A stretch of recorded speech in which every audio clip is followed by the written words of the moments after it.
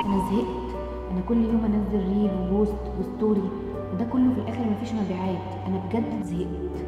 بتسوق لنفسك كمدرب من فترة ومفيش مبيعات؟ قبل ما تقولي التسويق منفعش أو فشل، اسمعني. خليني أحكي لك قصة شجرة البامبو. الشجرة دي بتكبر على مدار 5 سنين. أول 4 سنين ونص بتكون صغيرة جدا، آخر 6 شهور بيوصل طولها ل6 متر. طب هي كبرت في ال4 سنين ونص ولا في ال6 شهور؟ هي قعدت تاخد في مية وشمس وتغذية طول ال4 سنين، والنتيجة فقط هي اللي ظهرت في 6 شهور. أنا عارفة الإحساس ده، إنك بتشتغل وتتوقع كمان النتيجة بسرعة، بس الحقيقة هو التسويق مش ضغط على زرار، ده محتاج صبر واستمرارية وثقة في اللي انت بتقدمه. الناس محتاجة تشوفك مرة واتنين وعشرة، محتاجة تثق فيك وتفهم رسالتك وتشوفك بتقدم قيمة بانتظام، وكل مرة انت بتظهر فيها بتقرب اكتر من العميل اللي هيشتري، لانك بنيت علاقة معاه مش بس عرضت منتج او خدمة. اوعى توقف عشان مفيش نتيجة فورية، كمل. ولو محتاج خطة تسويق تخليك تظهر بثقة واستمرارية، ابعتلي وانا هساعدك تحول المحتوى لمبيعات حقيقية.